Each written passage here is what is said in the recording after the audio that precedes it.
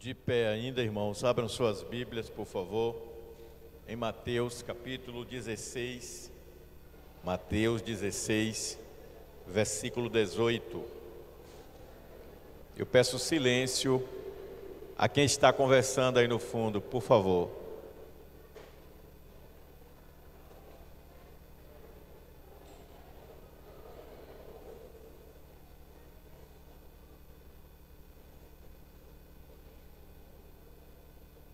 Mateus 16, 18. Da mesma maneira eu te digo que tu és Pedro, e as portas do inferno não prevalecerão contra a minha igreja. Pode sentar.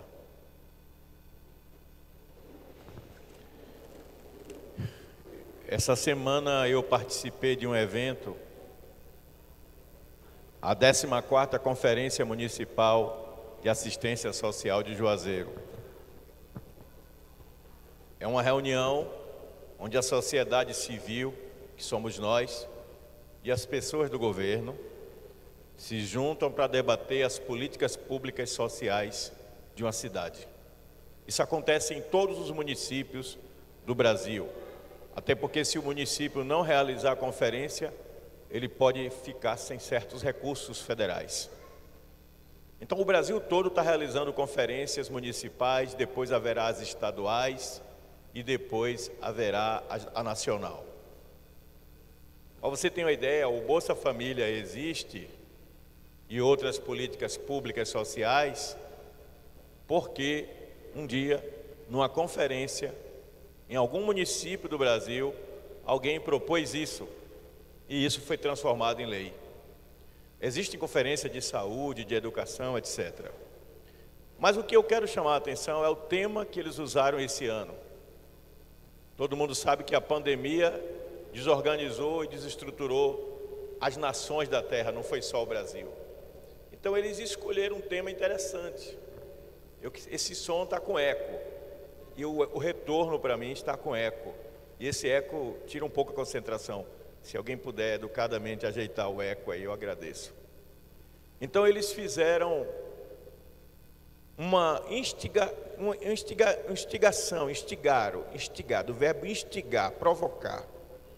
O tema da conferência era o SUAS que nós temos e o SUAS que queremos. SUAS, gente, é para o social a mesma coisa que o SUS é para a saúde, só acrescenta o A. E eu fiquei ali, participei, dei opinião e vim com aquela frase na mente. E então eu levei para o lado espiritual e eu comecei a trabalhar. E hoje nós vamos falar sobre um tema que foi desenvolvido a partir disso, porque eu já venho falando desse tema há alguns dias, há algumas semanas, mas não com essa pontuação que eu vou fazer agora. Para quem está anotando, anote aí. A igreja que nós temos, a igreja que nós queremos e a igreja que Deus quer. Vou repetir. A igreja que nós temos, a igreja que queremos e a igreja que Deus quer. O texto lido, Jesus reuniu os seus 12 e fez uma pergunta interessante. Quem dizem os homens que é o Filho do Homem? Filho do Homem é um dos títulos dados a Jesus.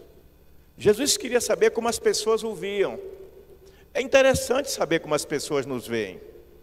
Embora que nós não podemos deixar que a visão do outro determine quem nós somos. Aquilo que nos move é aquilo no que acreditamos. Nós nos movemos em função daquilo que acreditamos. Quando acreditamos em algo, nos movemos por este algo. Um homem conhece uma mulher, se apaixona por ela e crê que ela é a mulher da sua vida, ele se move a tentar conquistá-la. Esta mulher percebe naquele homem o homem da sua vida e ela se rende ao assédio amoroso dele e se relacionam, se casam e constroem uma família. Você acredita que você dá para ser um bom advogado, então você estuda, você faz o Enem, você ingressa na universidade, estuda direito e se torna um grande advogado, porque aquilo te move, você tem paixão por aquilo, você acredita naquilo. Aquilo que nós acreditamos nos move, e se nos move, determina quem nós somos. Trazendo para a linguagem espiritual, acreditamos realmente na palavra de Deus? É uma pergunta para reflexão, ou seja, uma pergunta retórica. É para você pensar. Acreditamos realmente que Jesus é o Senhor da nossa vida? Se acreditamos, por que tratamos Jesus da maneira... Quando eu digo nós, eu estou me incluindo, mas não estou dizendo que é você especificamente. Se não é o seu caso, não se preocupe com isso. Mas é o caso de muitos. Tratamos Jesus como algo descartável. Tratamos a igreja de Cristo como uma coisa de menor importância. E Jesus queria saber como as pessoas o viam. Então ele disse: quem dizem os homens ser o filho do homem? E os discípulos disseram: uns dizem que tu és Elias. Quem foi Elias? Um grande profeta que foi arrebatado e levado para uma outra dimensão espiritual. Elias não morreu, ele foi arrebatado.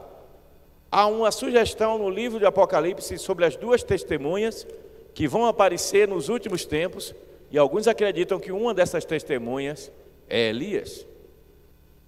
Quando Jesus tem a visão no Monte da Transfiguração, aparece Moisés, cujo corpo jamais foi encontrado, e Elias.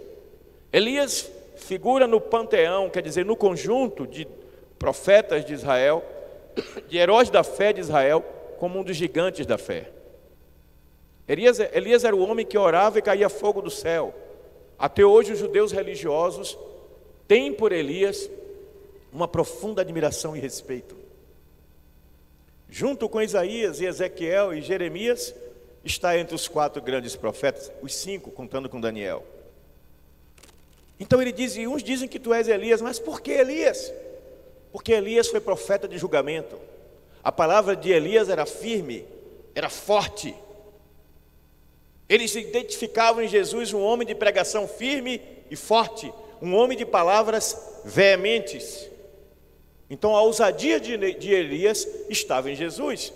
Uns estão dizendo que tu és Elias que voltou, porque tu operas sinais, maravilhas. Outros dizem que tu és Jeremias, o profeta chorão, o profeta que chorava sobre Jerusalém, o profeta que falava das coisas ruins que haveriam de acontecer, porque tu também tens profetizado coisas ruins que irão acontecer a Israel. Mas e vocês? Quem vocês dizem que eu sou? Jesus está interessado em saber quem nós somos, ou quem Ele é para cada um de nós. Porque quem Jesus é para você, talvez não seja quem Jesus é para a pessoa que está do seu lado. Quem Jesus é para você, talvez não seja o que Ele é para a sua esposa, ou para o seu marido, para o seu filho ou para os seus pais, para o seu colega, para o seu irmão de igreja, para o seu vizinho. Jesus quer saber quem você pensa que Ele é. Eu fiz uma pesquisa uma vez, quando eu estava no seminário, e a primeira pergunta era: quem é Jesus para você? Não, a primeira era: você tem religião? Sim. Qual? Aí depois era: quem é Jesus para você? E era curioso como as pessoas tinham visões diferentes. Uns diziam que Jesus era um espírito de luz. Isso está muito próximo da visão espírita, kardecista.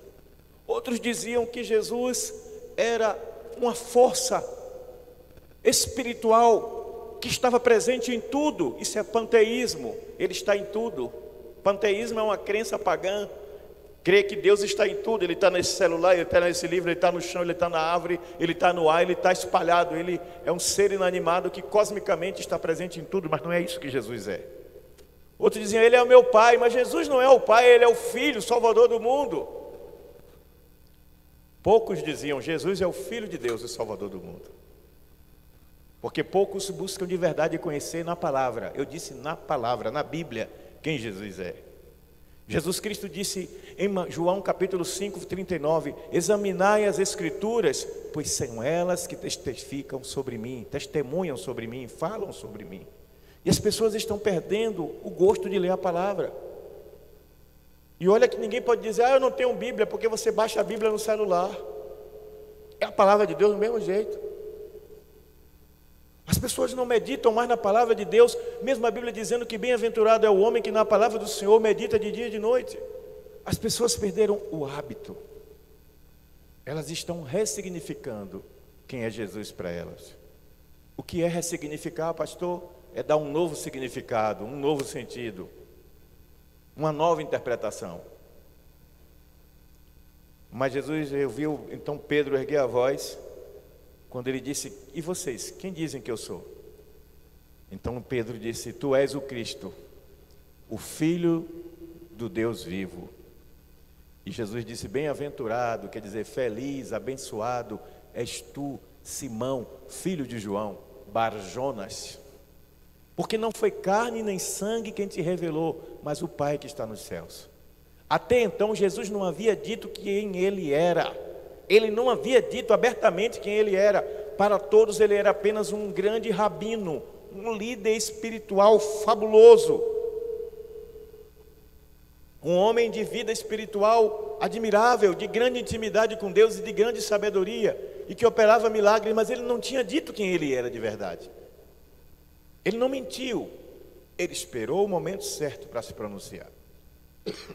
Então Pedro ouviu de Jesus o seguinte: da mesma maneira eu te digo, tu és Pedro, e sobre esta pedra edificarei a minha igreja, e as portas do inferno não terão poder sobre ela. É curioso que no livro de Apocalipse, que é o último livro da Bíblia, Apocalipse que não quer dizer fim do mundo, Apocalipse que não quer dizer destruição, a palavra Apocalipse no grego significa revelação. Então o Apocalipse é o livro da revelação das últimas coisas que vão acontecer antes da gloriosa volta de Jesus e o arrebatamento da sua igreja, amém? Então não é motivo para ter medo ao ler Apocalipse, é para louvar, porque no fim a igreja de Cristo, através dele, vai triunfar. E aí, aqui nesse texto ele está dizendo que as portas do inferno não prevalecerão, e no Apocalipse está escrito: eu sou aquele que abro a porta e ninguém fecha, e fecho e ninguém abre. Ele está dizendo, em outras palavras, eu sou o Senhor da igreja. Você que é parte da igreja não tem motivo para ter medo, porque o teu Senhor abre ou fecha portas segundo a sua vontade, e a única coisa que Ele espera de você é que você creia firmemente nas promessas dEle. E quem crê firmemente nas promessas vive em obediência. Então eu ponderei um pouco sobre esse tema que eu falei, a igreja que nós temos, a igreja que nós queremos e a igreja que Deus quer. Eu pergunto, nós somos igreja de verdade ou ajuntamento de pessoas religiosas que se reúnem para cantar hinos, dar glória a Deus e ouvir uma pregação? Porque o que é igreja? Eclesia ou eclésia significa, que é o nome original, uma reunião que acontecia numa cidade para decidir os destinos da cidade. Então aquela assembleia, aquela reunião, aquele ajuntamento com as pessoas da cidade, era um ajuntamento de natureza política, social e às vezes até militar, quando o inimigo vinha atacar a cidade. Então o governante reunia a assembleia, o povo, para decidir o que fazer. E Jesus pegou essa palavra e deu um novo sentido, ele ressignificou a palavra, ele disse: eu vou edificar a minha assembleia, o meu ajuntamento. Mas não é um mero ajuntamento, é um ajuntamento de quê? A gente tem várias pistas na Bíblia. A Bíblia diz que a igreja é o edifício de Deus que está sendo edificado. A Bíblia diz que a igreja é o corpo de Cristo, do qual Ele mesmo é o cabeça, portanto Ele tem o comando.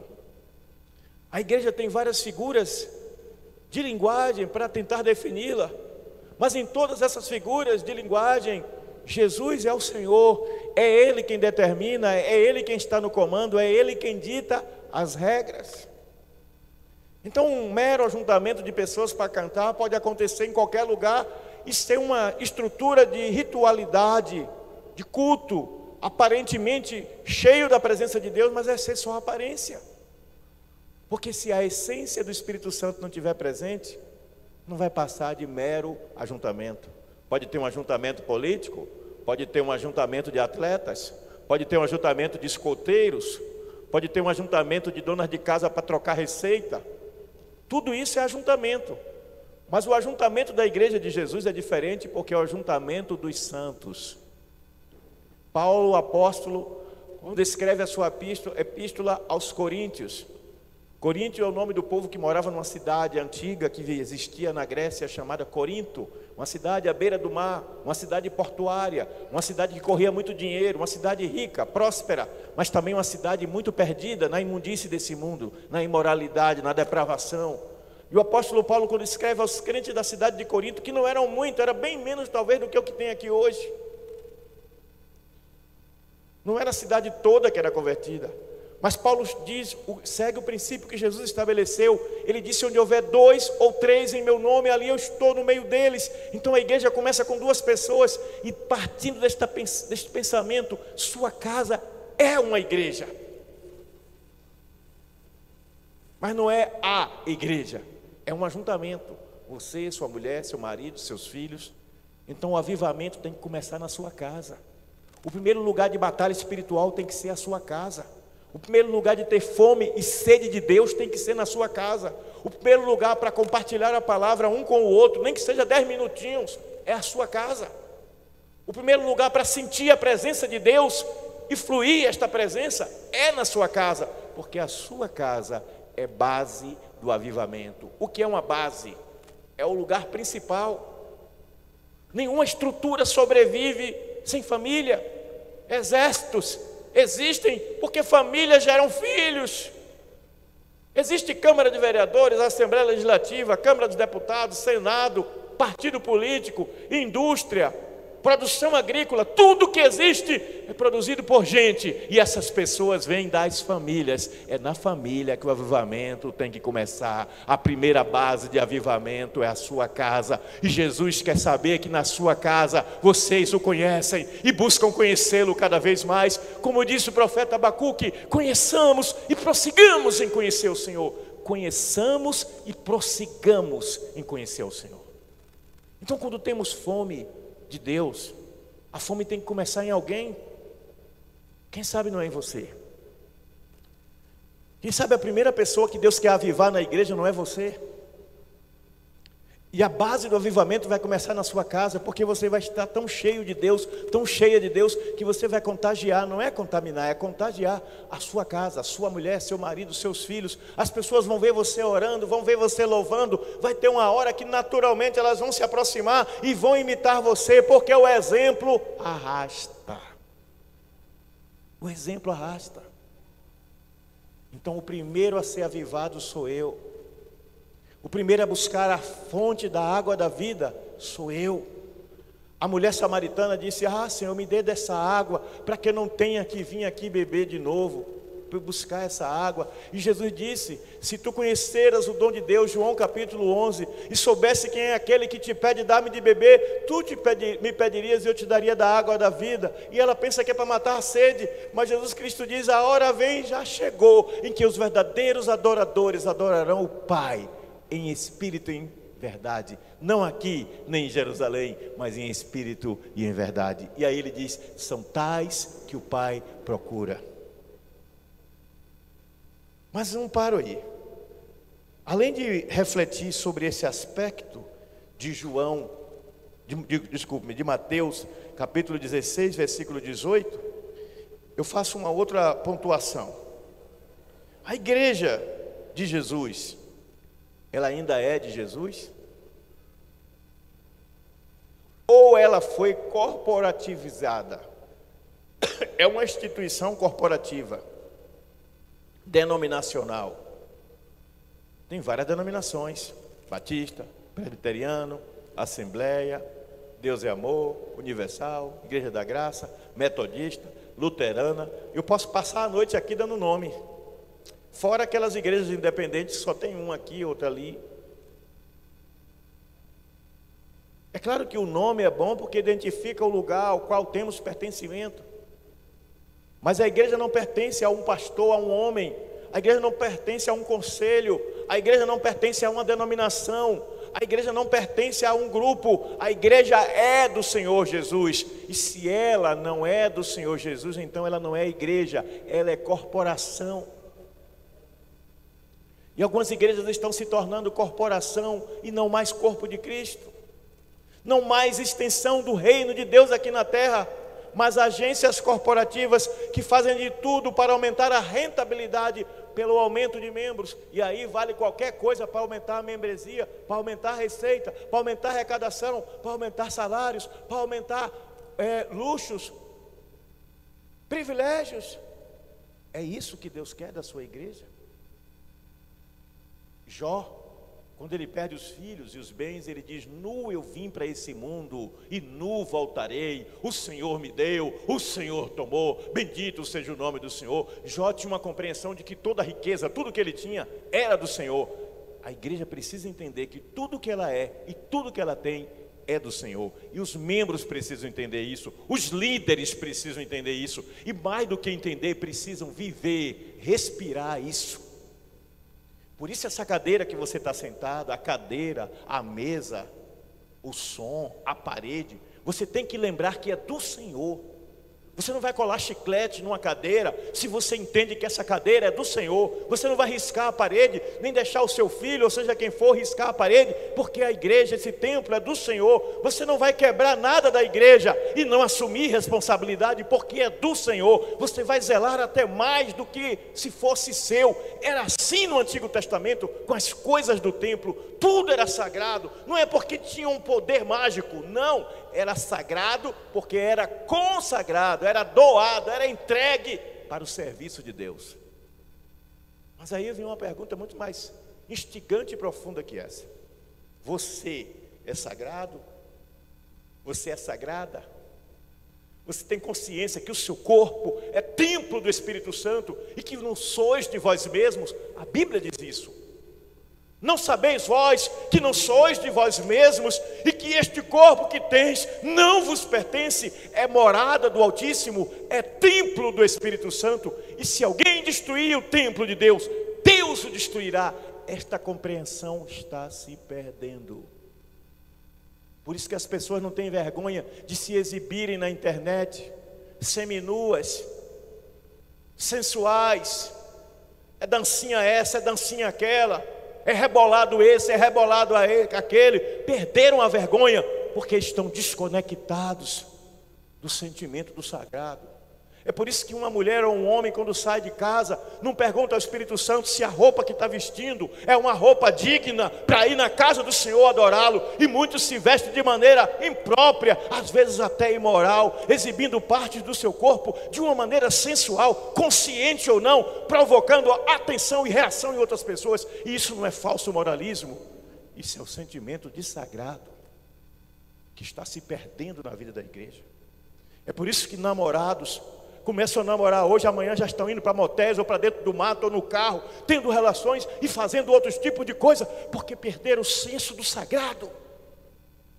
É por isso que maridos desonram suas mulheres e mulheres desonram seus maridos. Não há respeito, porque perderam o senso do sagrado.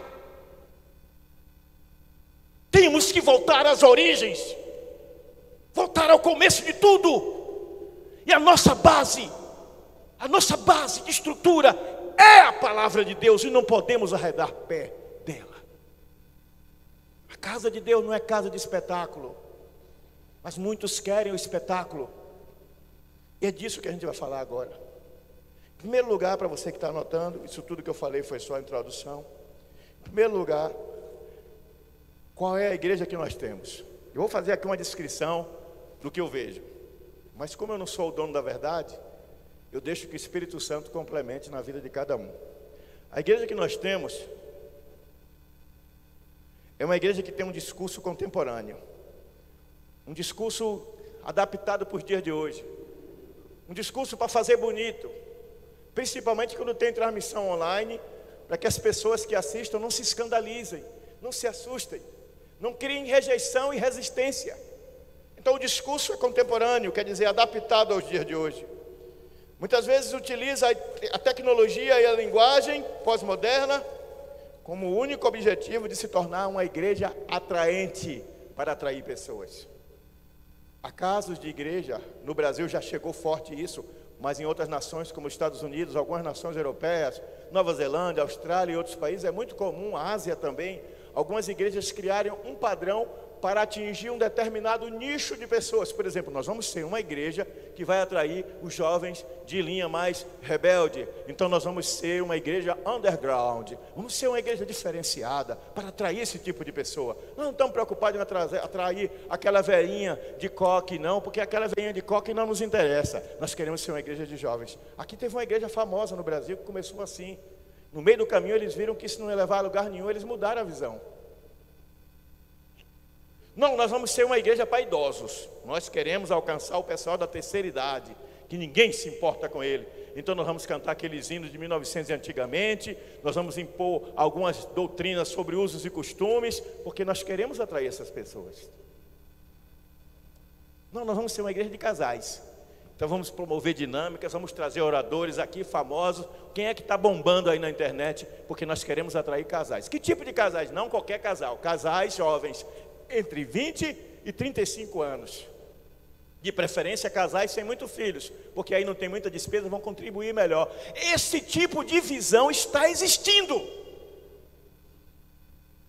Combo, sabe o que é combo? Combo é o seguinte: você vai fazer uma assinatura de TV por assinatura, e lá tem o combo sem futebol, com futebol, sem filme tal, sem filme, sem série, com séries, e aí você compra o pacote de acordo com a sua conveniência. Não, eu gosto de futebol, eu só quero priorizar aqui futebol. Filme eu não gosto muito. Então as pessoas estão vendo igrejas sendo produzidas como combo, que é oferecido para atender a gostos, mas a igreja não é isso. A igreja é de Cristo, ela não é a propriedade de uma corporação, e essa visão corporativa entrou nas igrejas, que hoje pastor nem mesmo pastor mais, em muitos lugares é o coach espiritual. Nada contra os coaches, uma palavra da modernidade que nada mais é do que treinador, conselheiro, mentor. Dentro de uma instituição pode ser útil, numa escola, numa empresa, mas a igreja precisa entender que ela é movida pelo Espírito Santo de Deus, e ela não pode abdicar disso. A igreja não depende apenas de estratégias humanas, ela depende sobretudo do mover de Deus. Por melhor que sejam as estratégias, a igreja pode bombar de gente saindo pelo ladrão, sem ter vida transformada, vivendo uma vida de aparência dentro do ambiente do culto, e fora da igreja uma vida carnal, imoral, depravada, uma vida mundana, porque faltou o principal, faltou o mover e a manifestação sobrenatural de Deus. Posso ouvir um amém? Qual é a igreja que nós temos? Além desses aspectos que eu falei, o que mais nós temos?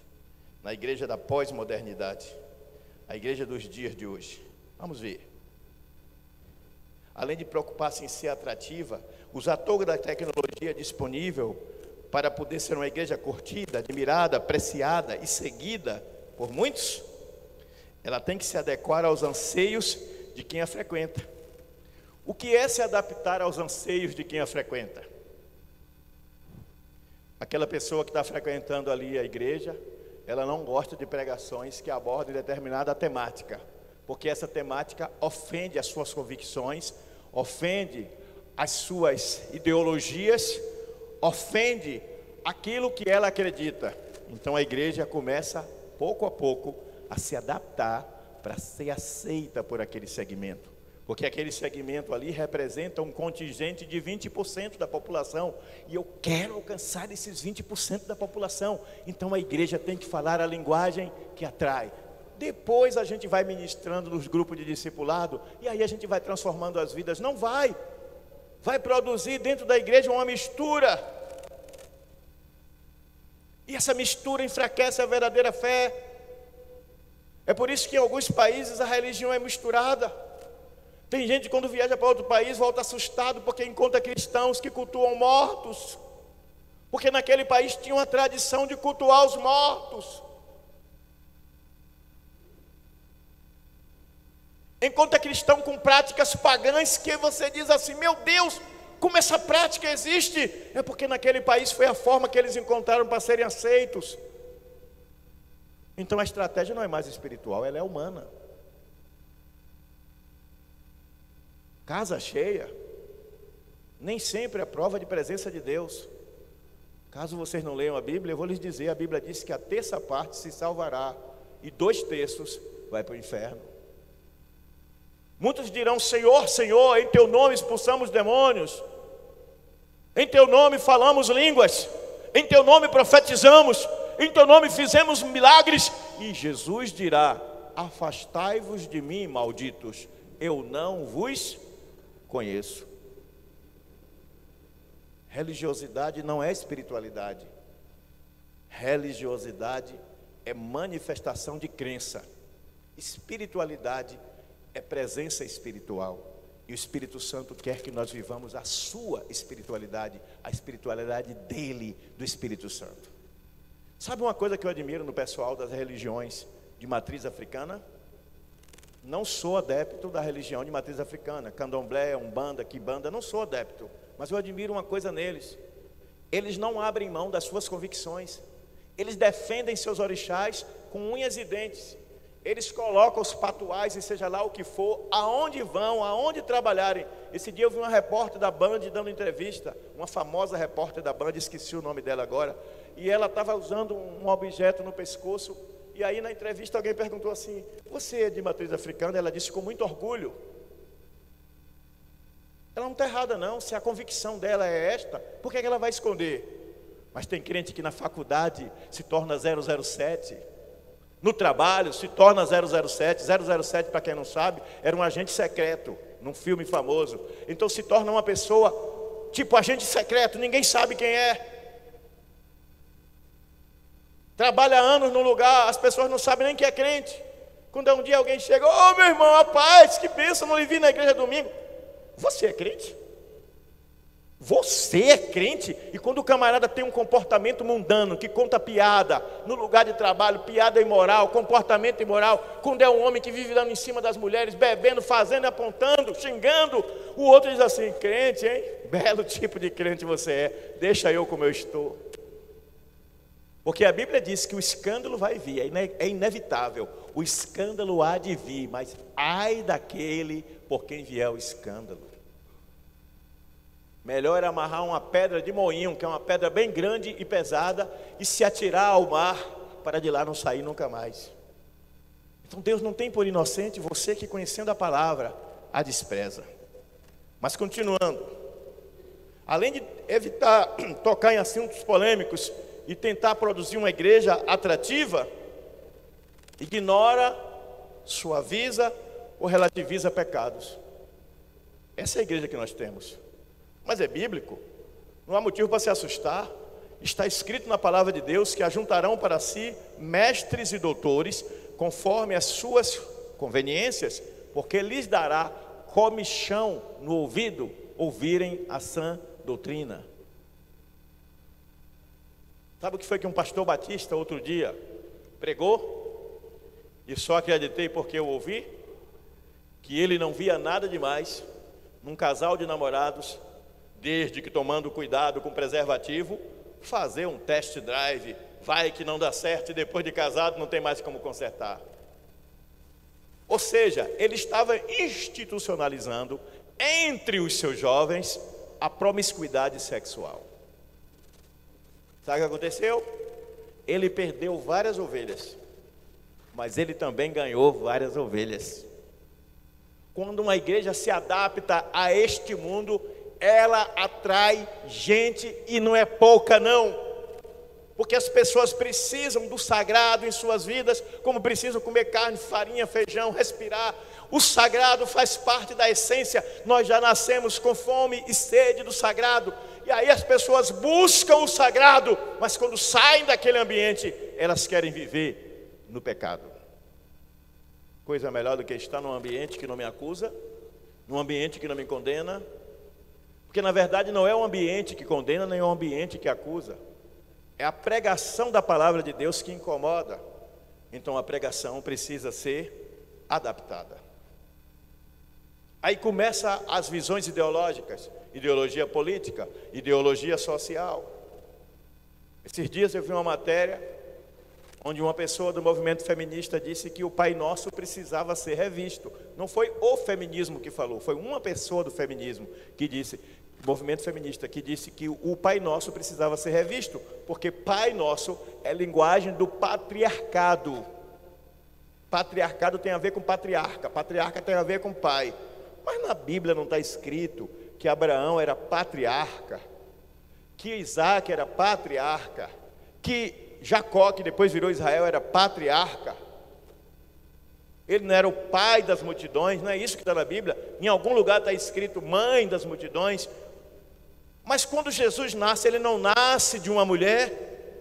Qual é o problema? Que em alguns momentos Deus quis usar homens, em outros momentos Deus quis usar mulheres. Não são todos humanos? Mas quando a visão ideológica entra, gente, ela começa a modificar. Quer ver outro princípio? Por pura ignorância, submissão da mulher. A Bíblia diz que a mulher seja submissa ao seu marido. Hoje o pastor não pode mais pregar isso, porque ele é cancelado nas redes sociais. Pode me cancelar. Você que está me acompanhando pela rede social, se está me seguindo, discorda, pode parar de me seguir, pode cancelar, pode falar mal de mim, fica à vontade. A palavra de Deus diz que o homem é o cabeça da mulher. Mas em lugar nenhum a Bíblia diz que o homem é o dono da mulher. Em lugar nenhum a Bíblia diz que é para o homem pisar na cabeça da mulher. Em lugar nenhum a Bíblia diz que é para o homem dominar e humilhar a mulher. Em lugar nenhum diz que é para o homem ser violento com a mulher. Pelo contrário, a palavra de Deus diz em vários lugares, eu vou citar aqui Efésios capítulo 5, a partir do versículo 22, a palavra de Deus diz que o homem deve tratar a mulher com a mesma dignidade que Cristo trata a igreja, a ponto de, se preciso for, dar a vida por ela, como Cristo deu a vida pela sua igreja. Pois ninguém jamais maltratou a sua própria carne, assim deve o homem tratar com honra e dignidade a sua mulher. A palavra de Deus fala de submissão no sentido de aceitar a liderança. Mas tem homem que não lidera, tem homem que é frouxo, é fraco, é sem iniciativa. O circo está pegando fogo, ele está com um palito na boca, olhando para cima. Tenha reação, tome atitude. Se não sabe como tomar, peça ajuda, aprenda a fazer.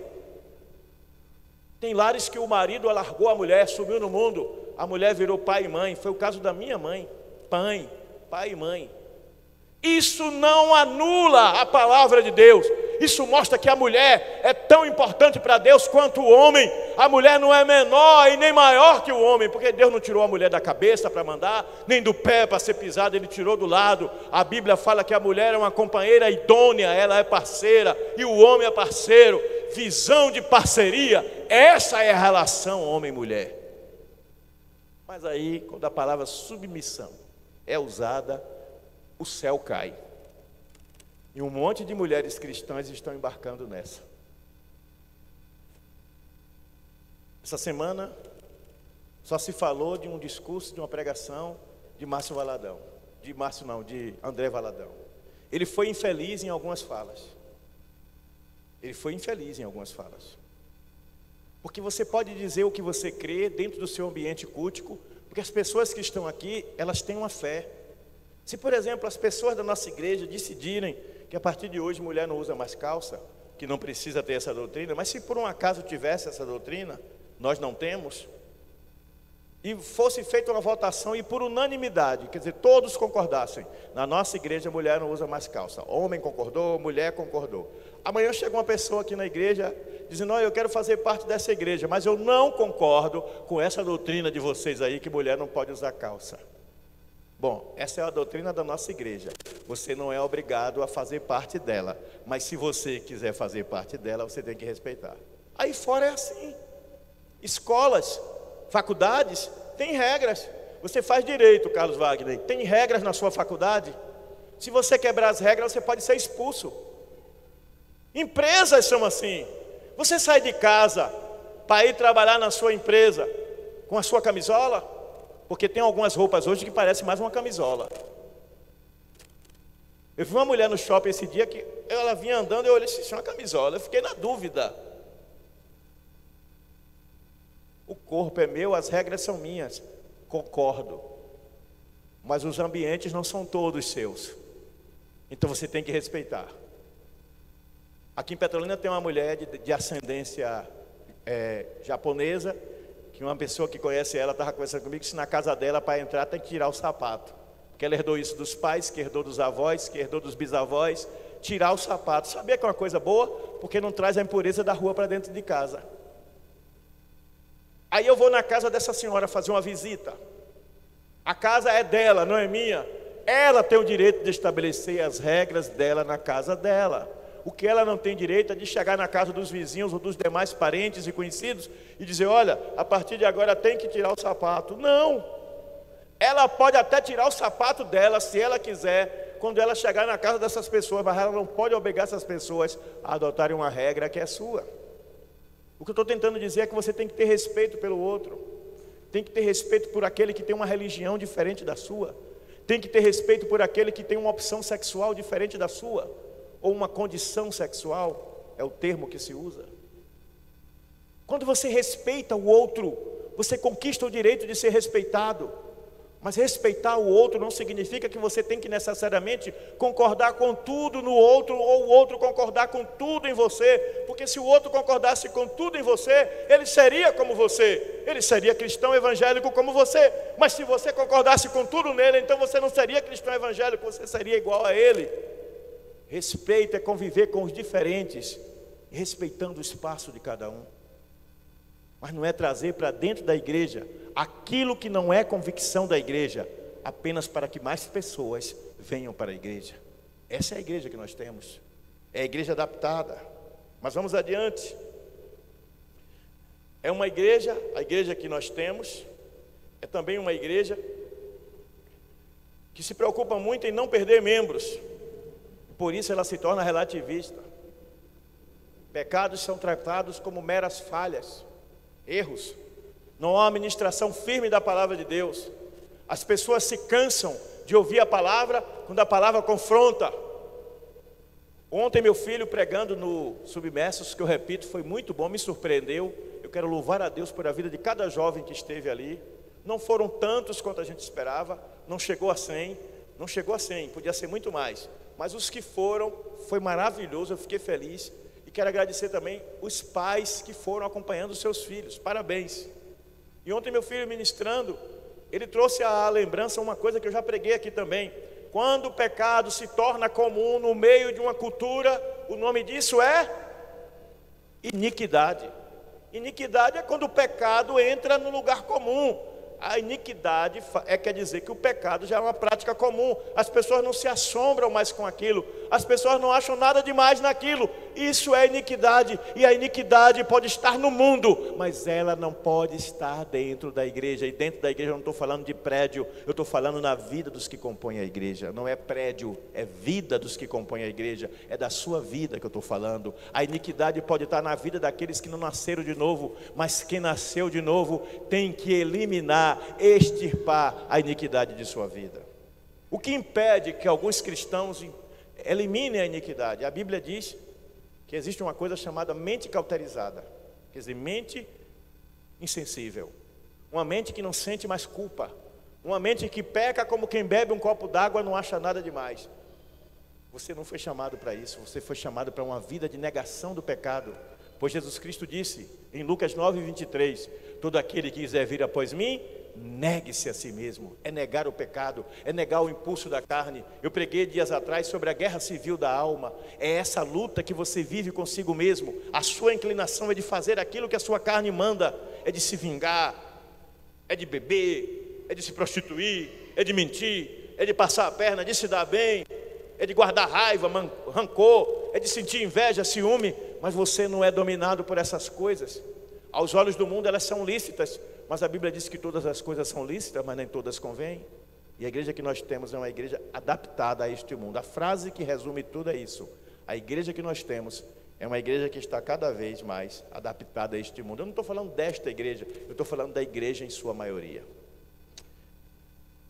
Mas qual é a igreja que nós queremos? Segundo ponto. Primeiro, a igreja que nós temos.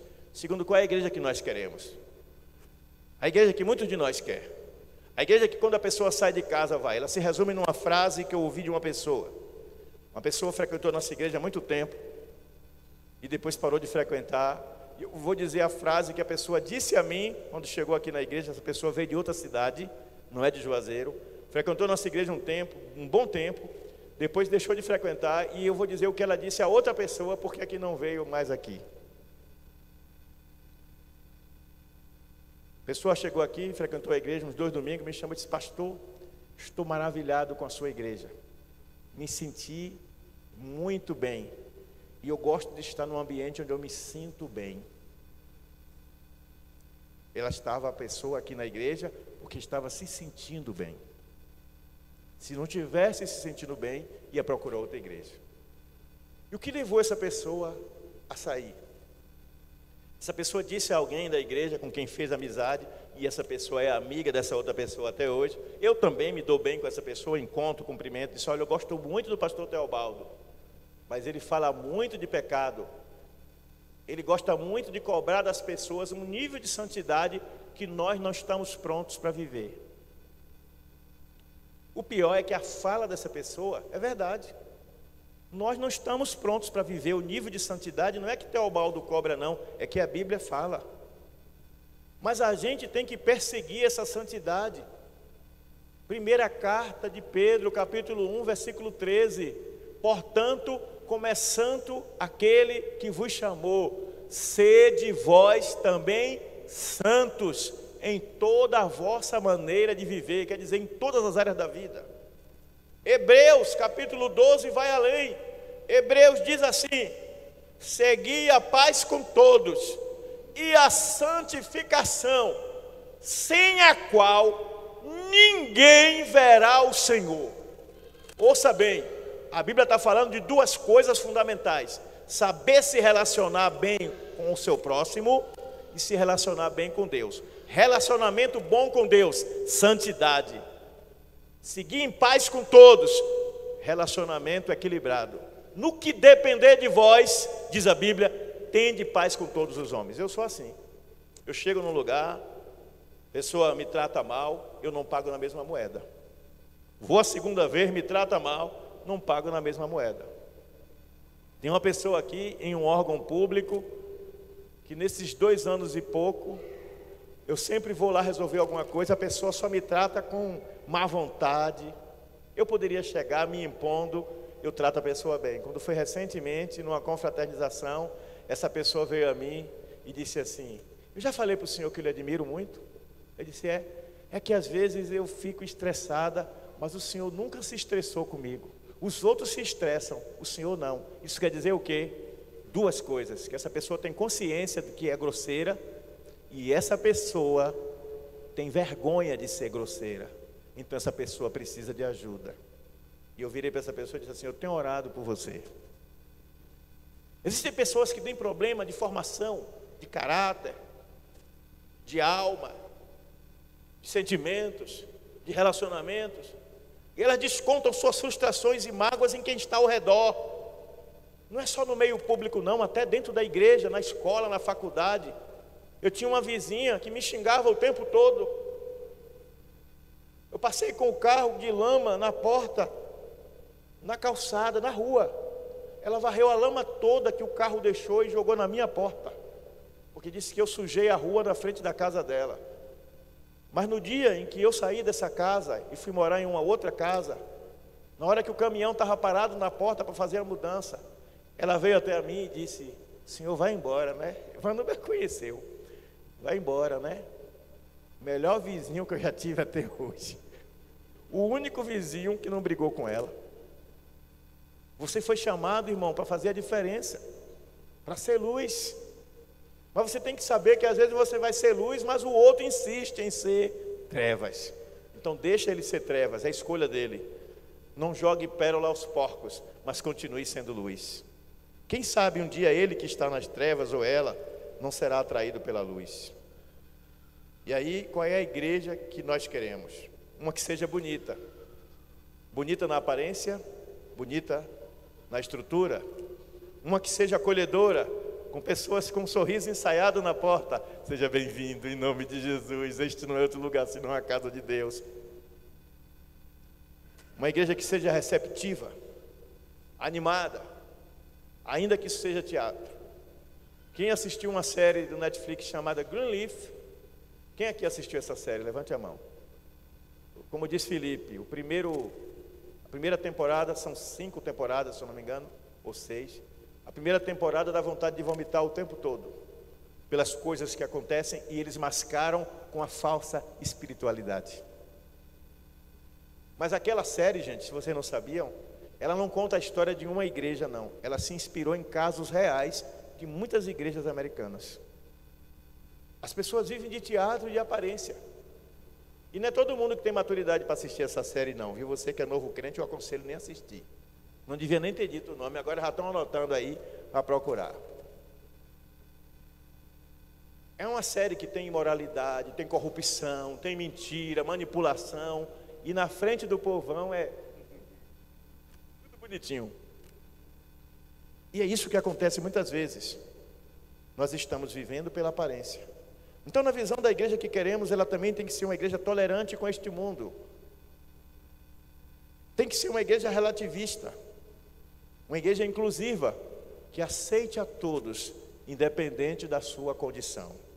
É por isso que a igreja que nós temos é do jeito que é, porque ela se parece muito com a igreja que nós queremos. Estão entendendo o que eu estou falando? A igreja que nós temos é do jeito que é, porque se parece com a igreja que nós queremos.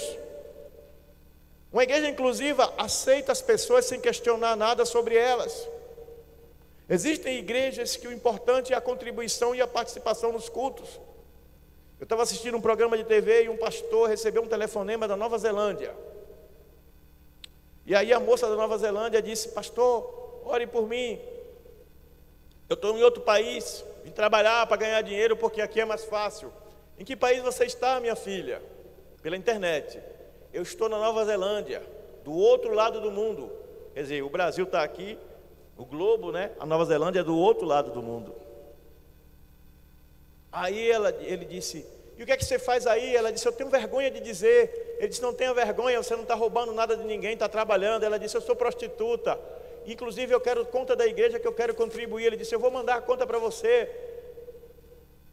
Ele, na hora nenhuma, ele falou sobre a condição da moça, que ela aceitasse a Jesus, que o corpo dela não era uma mercadoria para ser vendida, porque ela emendou que ela ia dar oferta. E muitas pessoas estão mais preocupadas com quanto vai entrar e quantas pessoas estão sentando no banco. Não estão preocupados com a vida de Deus na vida das pessoas. Vocês entendam o seguinte: nós precisamos viver a vida de Deus em nós. Diga: eu preciso viver a vida de Deus. E para quê? Para que o mundo veja Deus em nós, para que Deus seja glorificado através de nós. E o que é viver a vida de Deus? Eu vou dizer já. Vocês vão entender daqui a pouco o que é viver a vida de Deus. Concluindo, a igreja que nós queremos é uma igreja politicamente correta, é uma igreja engajada em causas sociais. Olha, gente, causas sociais são importantes, e a igreja tem sim que praticar o bem, porque está escrito na palavra de Deus: enquanto temos tempo, façamos o bem a todos, principalmente aos da família da fé. Gálatas capítulo 6, versículo 2. E em Efésios 2:10 está escrito também que nós fomos salvos em Cristo Jesus para as boas obras. Diga: para as boas obras. Eu não fui salvo para viver para mim mesmo, eu fui salvo para viver para Deus. Aceite isso. Em João capítulo 6, Evangelho de João capítulo 6, Jesus fez um discurso duro. Em determinado momento ele encerrou o discurso dizendo: vocês só estão me seguindo por causa do pão que perece. Ele estava se referindo à multiplicação dos pães. E era verdade. Quando ele terminou o discurso, a Bíblia diz que desde aquele dia, presta atenção, igreja, por favor, tem gente se distraindo. Desde aquele dia, a multidão não mais acompanhou Jesus. Por que a multidão não quis mais acompanhar Jesus? Por quê? Porque ele mexeu na ferida deles. Ninguém gosta que mexa na sua ferida. As pessoas querem ter independência para viver a vida do jeito que elas querem. Você tem o direito de viver a sua vida sim, do jeito que você quiser. Você pode sair daqui da igreja, sentar num bar, mandar botar uma garrafa de uísque, encher a cara, chamar um traficante, botar uma carreira de cocaína e cheirar. Você pode pegar uma mulher e ir para o motel, pode pegar um homem, você pode fazer o que quiser, porque a vida é sua. Mas a igreja tem princípios e doutrina. E a igreja não tem que se adaptar a isso. Você é que tem que se adaptar à fé. Ah, mas estão querendo controlar a minha vida. Ninguém está querendo controlar a sua vida. Nós queremos mostrar a você que a igreja que nós temos é consequência da igreja que queremos. E qual é a igreja que muitos de nós quer? Uma igreja que agrade ao nosso ego, que atenda às demandas do nosso coração, que agrade a nós mesmos, que nos sintamos bem, como disse aquela pessoa. Não queremos uma igreja que confronte. Quando Josias promove o avivamento de Israel, ele faz a leitura do livro e todo Israel se quebranta diante do Senhor. O tempo passa, Israel se desvia dos caminhos do Senhor e vem Neemias reconstruir os muros de Jerusalém que estavam destruídos. E ele chama Esdras, o escriba. E Esdras lê de novo o livro para o povo e o povo de novo é quebrantado diante do Senhor. A palavra de Deus tem esse poder de quebrantar a vida dos que verdadeiramente são salvos. Quanto tempo tem que você não lê a Bíblia em família? Quanto tempo tem que você não ora em família? Quanto tempo tem que você não senta com a sua família para orar pelas pessoas que você conhece, que você ama, que são pessoas que de verdade estão no seu coração, colegas de trabalho, familiares, vizinhos, amigos? Quando foi a última vez que você decidiu orar por alguém que está te perturbando, alguém que está te perseguindo, alguém que está tentando te prejudicar? Quando foi a última vez que você, esposa, você, marido, com seus filhos ou com seus pais, se reuniu e transformou a sua casa num quarto de guerra? Eis aí um filme bom para se assistir, Quarto de Guerra. Quem já assistiu Quarto de Guerra? É um filme incrível, é ou não é? Todo crente devia assistir esse filme. Batalha espiritual. A Bíblia diz que nossa luta não é contra a carne nem sangue. Nós vamos à geração aí, ó, os nossos filhos, os nossos netos. Eu já estou na geração dos netos, alguns estão na geração dos filhos. Eles estão vendo a nós, eles estão tomando a nós como exemplo. E se nós temos uma fé relativista, uma fé que suaviza, uma fé que minimiza, essa é a igreja que nós queremos. Ah, porque a igreja é muito rígida. Vou procurar uma igreja que não seja tão rígida. Diz que a igreja tal não é muito rígida. Eu vou para lá. Tem pessoas que saem daqui da igreja e vão para outra igreja, dias depois estão na porta de bar bebendo. Eu já vi vários. Inclusive quando tinha o barzinho aqui, tinha uns que vinham beber aqui para afrontar a gente, vinham beber bem aqui. Olha quantos bares tem em Juazeiro, vinha beber aqui, ó, na esquina. Eu passava, cumprimentava e seguia meu caminho. Escolha individual, a escolha é pessoal. Eu vou dizer uma coisa a você, quando você se ofende com a pregação da palavra, ao invés de se ofender com a pregação da palavra, você deveria fazer uma pergunta a si mesmo. Por que eu me ofendi? O que é que isso mexeu comigo? Determinado casal, há muito tempo atrás, foi para um motel. Casal crente. Quando iam saindo do motel, viram um carro e ele disse: eita, é fulano. Ela baixou a cabeça, só deu para ver os cabelos. Não perceberam que era ela. O cara saiu espalhando que o cidadão estava traindo a esposa com uma mulher dos cabelos tal. E ele esqueceu que a cor dos cabelos era a mesma cor do cabelo da esposa. Ele foi ao cara: rapaz, eu não estava traindo não, pai, era minha esposa. Ele disse: mas você não é crente? Não vive pregando para mim? Não vive dizendo a mim que é para eu deixar as coisas do mundo? Eu ando lá porque eu sou do mundo, mas o dia que eu for para a igreja, que eu me converter, eu não vou andar mais naquele lugar.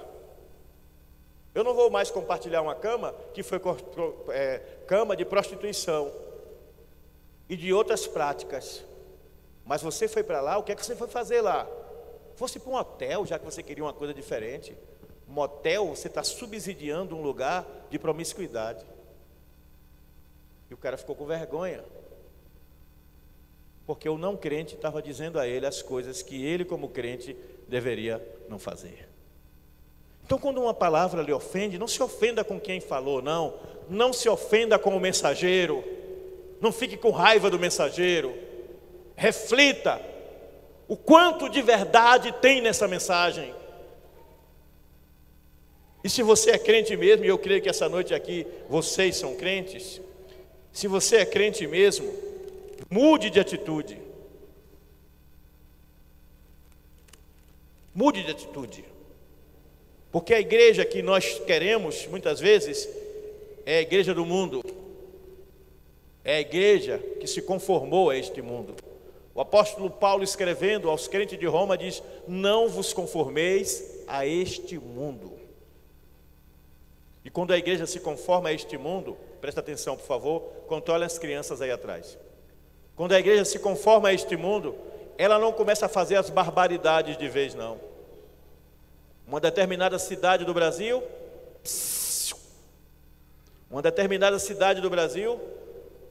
descobriram que um grupo de mais ou menos 20 e poucos evangélicos terminava o culto domingo e iam praticar troca de casais, orgias sexuais. Isso não é mentira não, isso é verdade. Pesquise na internet que você vai achar. Todas as igrejas fazem isso? Não. Todos os crentes fazem isso? Não. Mas como foi que esse casal começou a fazer isso? Esses casais começaram a fazer isso? Começaram com brincadeiras. Se reuniam para encher a cara, escondido da igreja e do pastor, porque era uma igreja que não aceitava isso. E ali começaram a fantasiar coisas e partiram para a prática.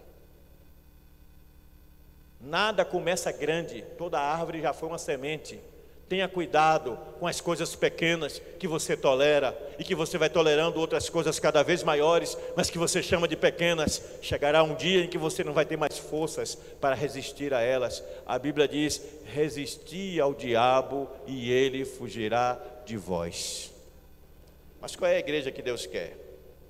Terceiro e último tópico. Eu falei da igreja que nós temos, da igreja que nós queremos e da igreja que Deus quer. A igreja que Deus quer, em primeiro lugar, é uma igreja submissa a Ele. Submissão é aceitar a autoridade de outro, é aceitar a liderança de outro. Jesus está atrás de uma igreja que seja submissa à sua autoridade, uma igreja que aceite de verdade o seu comando e que seja guiada segundo a vontade dEle, a vontade de Deus. Além de submissa, Ele quer uma igreja que seja direcionada sempre pelo Espírito Santo, pois a Bíblia diz que aquele que é nascido de Deus é guiado pelo Espírito Santo de Deus. Atos capítulo 13, a igreja estava reunida, a igreja estava tranquila, o evangelho estava prosperando. Onde? Antioquia da Psídia, uma das maiores igrejas daquele tempo. A igreja estava lotada, abarrotada de gente, muita gente. Havia na igreja, diz a Bíblia, muitos mestres, pastores e doutores. Era uma igreja que era completa, tinha os dons espirituais, tinha pastores, tinha profeta, tinha evangelista. Era uma igreja forte, mas a Bíblia diz que eles começaram a orar e jejuar. Atos dos Apóstolos capítulo 13. Eles começaram a orar e jejuar. Para quê? Para conhecer a vontade de Deus. Então o Espírito Santo levantou um profeta dentre eles e disse: separai-me a Saulo e Barnabé para uma outra obra para a qual os tenho chamado. Eles eram doutores da igreja, eles eram os maiores entendidos da igreja em doutrina bíblica, mas Deus separou eles dois e eles fundaram igrejas em várias cidades. Por que isso aconteceu? Porque era uma igreja dirigida pelo Espírito Santo. Antes de tomar decisões importantes, consulte o Espírito Santo, ore ao Senhor. Pode ser que você ache que a melhor decisão é essa ou aquela, mas se você orar e o Senhor te der paz, 1000 pessoas se levantarão e dirão: não faça, mas você vai ser tomado de uma convicção, pelo sim ou pelo não, porque foi o Espírito Santo que te direcionou. Deus está atrás de uma igreja que seja dirigida pelo seu Espírito Santo. Diga comigo: dirige-me, Espírito Santo. Mas Deus também, além de submissão e direção do Espírito Santo, Ele quer uma igreja que o ame e obedeça a sua palavra. Você tem que amar o Senhor porque Ele é tudo para ti.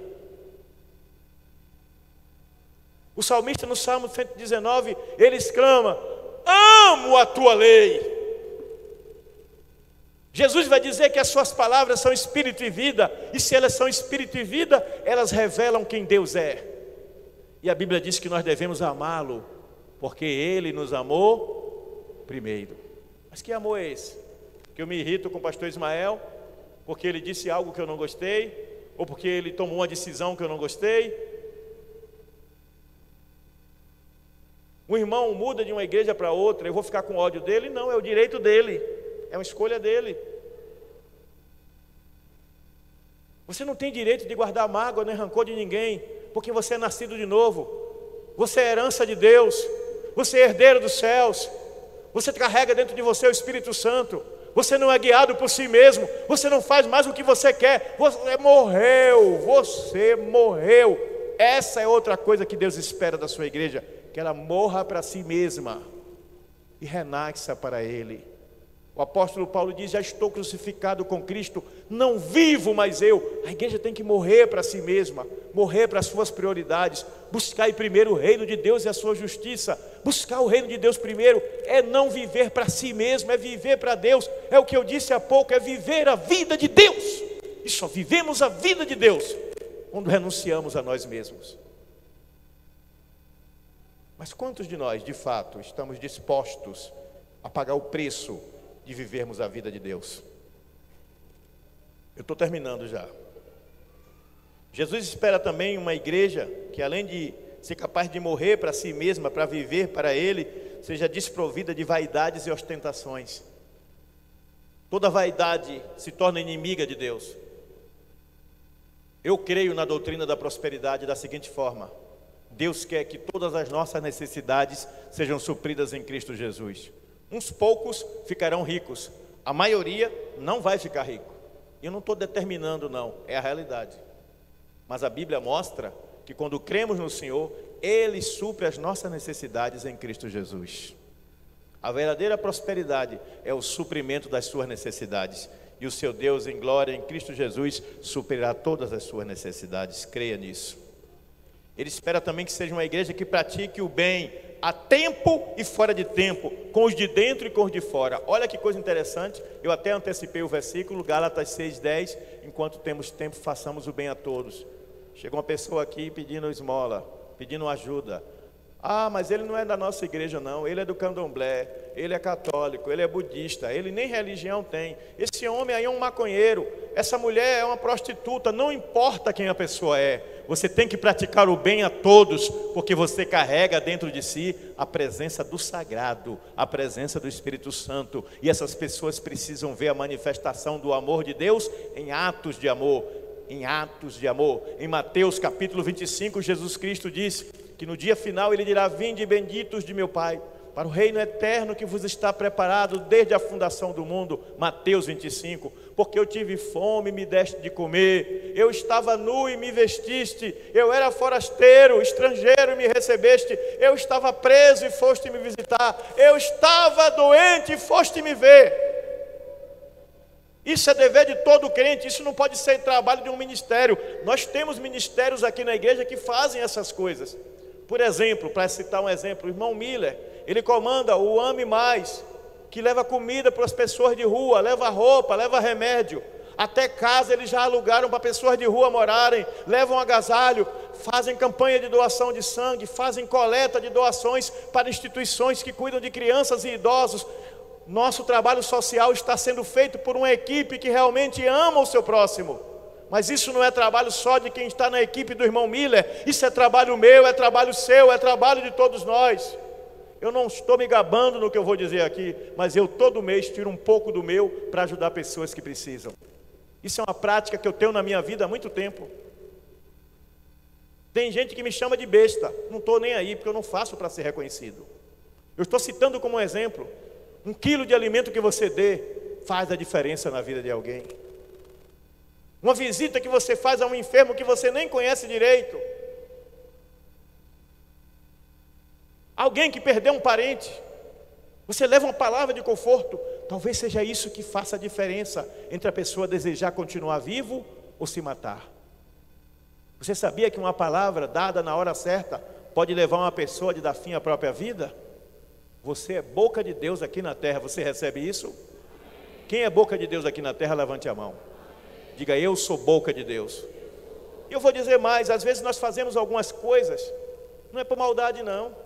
A gente faz algumas coisas não é por maldade não, é porque a gente parou de algum modo de prestar atenção, e a gente não vigia. Aí vem um irmão, uma irmã, e nos admoesta, nos exorta, chama atenção, e eu, é mesmo, vou parar com isso aqui, porque não há maldade em mim, mas aparentemente há, e a gente tem que fugir também da aparência do mal. Aparência do mal. Vem uma mulher aí conversar comigo, não estou dizendo que vem, um exemplo. Eu chamo uma outra mulher para estar ali na sala de espera, tem um vidro para eu conversar e tem uma outra mulher ali. Vai acontecer alguma coisa? Não, estou fugindo da aparência do mal. Vou fazer uma visita numa casa de uma viúva, vou com minha esposa. Se eu não puder ir com minha esposa, eu pego 3, 4 pessoas para ir comigo, mas eu vou. Fugir da aparência do mal. Mas e numa emergência? O nome já diz, gente, emergência. Mas você deve, na medida do possível, vigiar. Porque você ama Jesus e não quer escandalizar nem a Ele, nem a sua palavra. Você recebe essa palavra? Amém. Ok. Além de praticar o bem e cuidar dos que precisam, Deus quer uma igreja que proclame o Evangelho. Uma igreja que tenha paixão pelas almas. Uma igreja que tenha autoridade no testemunho da fé. Uma igreja que viva a fé de tal maneira que a sua própria vivência já seja uma pregação. Jesus quer uma igreja que odeie a iniquidade, que odeie o pecado, mas que ame o pecador. Jesus quer uma igreja que busque ser santa em toda e qualquer situação, ainda que com prejuízo próprio. Esta é a igreja que Jesus quer, obediente a Ele e que siga a sua palavra. Que ame o seu próximo cuidando dele, mas que pregue do amor de Jesus. Que não concorde com quem vive na prática do pecado, mas que também não maltrate, não persiga, nem despreze essas pessoas. Ao contrário, as ame e proclame o Evangelho da salvação. Lembre que ontem éramos nós que estávamos lá. Outrora fomos trevas e agora somos luz pela misericórdia de Deus que usou alguém para falar do seu amor até nós. Trazer o seu amor até nós. É hora de retribuir. E para concluir essa breve mensagem, que tipo de igreja você quer fazer parte? A igreja que nós temos, que é mundana em muitos aspectos, relativista em outros, e tolerante no que deveria ser intolerante, e distante no que deveria estar próximo? Uma igreja sem empatia, sem identificação, sem amor? Ou a igreja que nós queremos, cheia de ministérios e atividades, para manter um ativismo que mostre que é uma igreja receptiva, atuante, organizada e bem estruturada, mas muitas vezes sem a essência, sem o principal, sem a presença gloriosa do Espírito Santo no mover da igreja? Ou você quer uma igreja que seja guiada pelo Espírito Santo, que esteja no lugar que Deus quer, fazendo o que Deus quer, quando Ele quer? Se você quer esse terceiro tipo de igreja, então comece a orar agora, para que o Espírito Santo mude a sua mentalidade. Porque o apóstolo Paulo diz: renovai-vos pela transformação do vosso entendimento, da vossa mentalidade. Próxima semana, se Deus permitir, eu pregarei a segunda parte desta mensagem. Deus abençoe. Fique de pé.